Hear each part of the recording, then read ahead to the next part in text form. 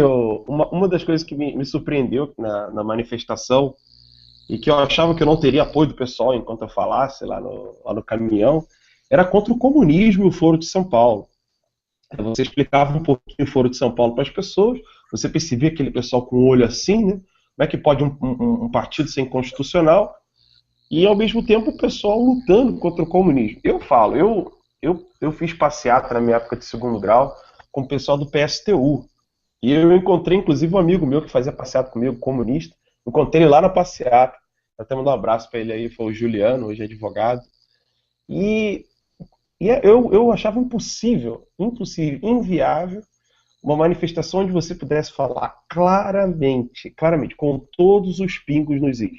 Essa passeata é contra o comunismo. Nós não queremos fazer do Brasil uma Venezuela. Isso para mim foi muito claro. Aí em São Paulo, como é que foi aí, Mirá? Olha, foi a mesma coisa, e não foi só dessa vez, da outra vez também foi assim, né? Aliás, desde as primeiras, quando, né, que aliás começou lá com que a esquerda resolveu chamar de os 20 do MASP, né, que foram 20 pessoas que foram sozinhas lá para o MASP protestar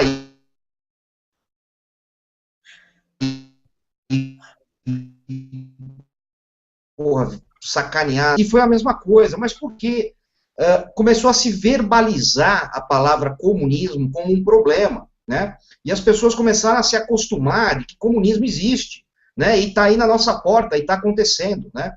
E, obviamente, né, se não toda a responsabilidade sobre isso, pelo menos a maior parte dela, foi do Olavo de Carvalho, né?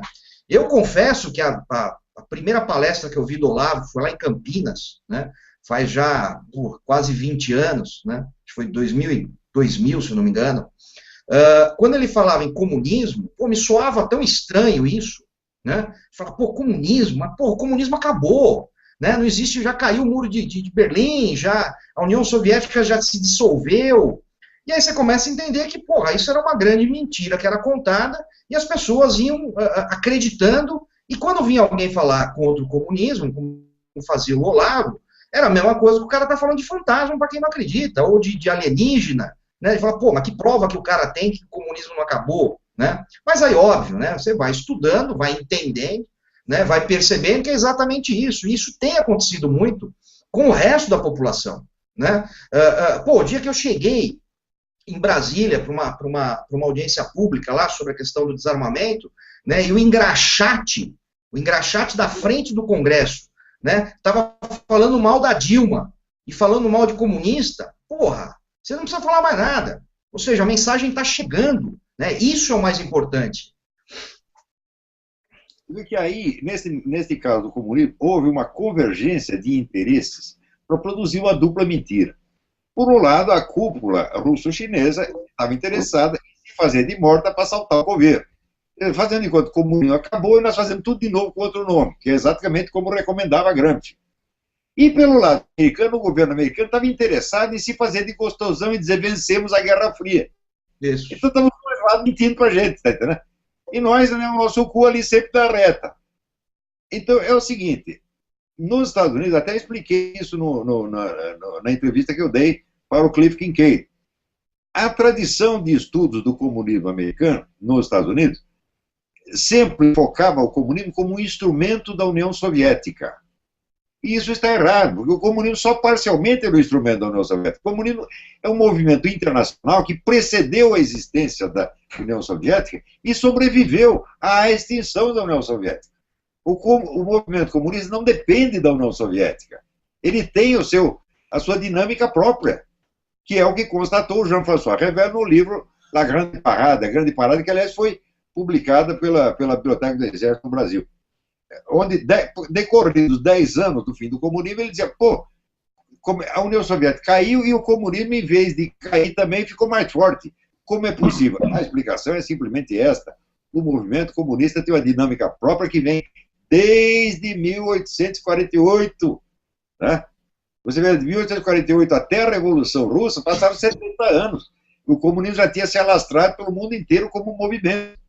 Então é preciso estudar o comunismo na sua verdadeira natureza. Ele se tornou um braço da União Soviética parcialmente e durante algum tempo, mas ele pode subsistir sem ela. Tá certo? E foi exatamente o que aconteceu.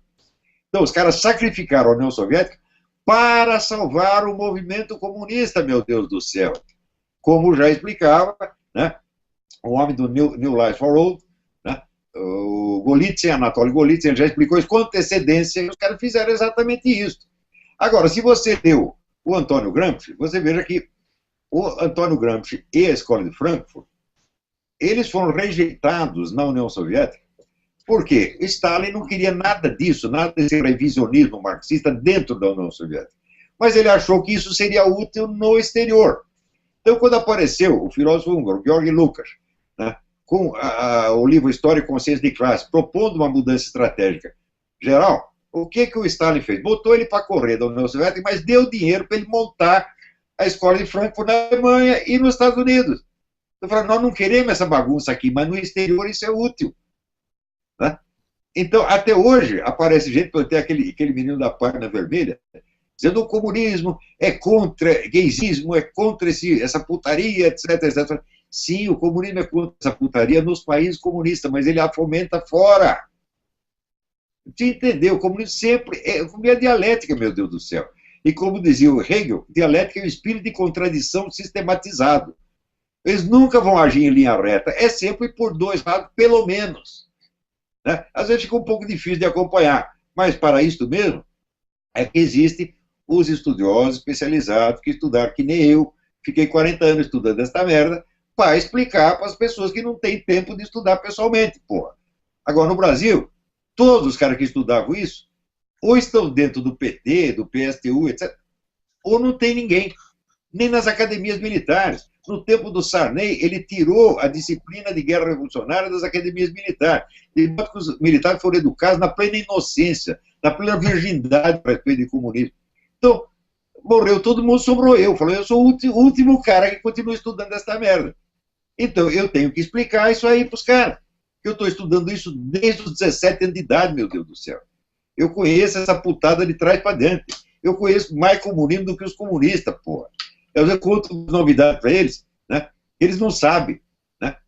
Isso aí é que nem maçonaria. Quando teve o filme A Flauta Mágica, me convidaram para fazer umas conferências sobre simbolismo maçônico na flauta mágica. Eu fui lá, estava cheio de maçom na plateia, eles não sabiam de merda nenhuma. Eu expliquei para eles. Comunismo é a mesma coisa. Tem que explicar o comunismo para os comunistas, meu Deus do céu. Então isso aí é um sinal, vamos dizer, da devastação cultural que teve no Brasil. E por isso mesmo, eu agradeço minha avó que me deu esse nome, que foi profético, porque Olavo quer dizer sobrevivente. Morreu todo mundo, sobrou eu, porra. Da geração anterior, sobrou só eu. Né? Então eu estou falando para pessoas que têm 30 anos a menos do que eu, que não viram nada disso. Então tem que fazer a ponte entre uma geração que sabia das coisas e a nova que não está sabendo de nada.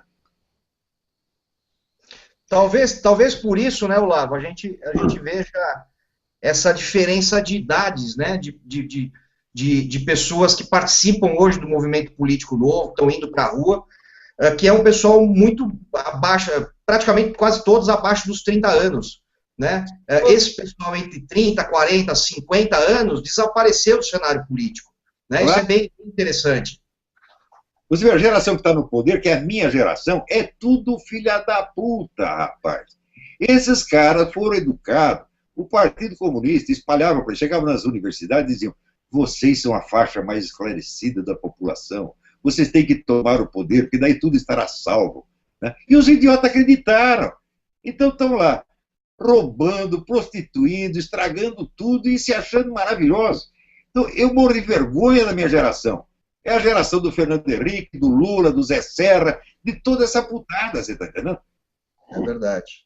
Então, eles esconderam o passado, tá certo? Educaram as pessoas na total ignorância, mas sobrou um cara, falou: olha, é aquele negócio do filme, eu sei quem você é e vi o que você fez. E eu quero saber, eu vou contar para todo mundo. E não é aquele negócio, eu também quero, senão eu vou contar para todo mundo. Não, eu vou contar para todo mundo de qualquer jeito, porque eu não quero merda nenhuma de vocês. Eu não quero nem mesmo o dinheiro da minha aposentadoria. Dinheiro de governo é dinheiro maldito. Eu estou aposentado, teoricamente, faz 15 anos, não vou lá buscar o dinheiro. Pode enfiar no cu. Dá para algum velhinho necessitado, algum velhinho caquete, porque eu sou um velhinho, mas não estou caquete. Tá entendendo? Então eu posso trabalhar e ganhar meu dinheiro. O dinheiro do governo enfia no cu.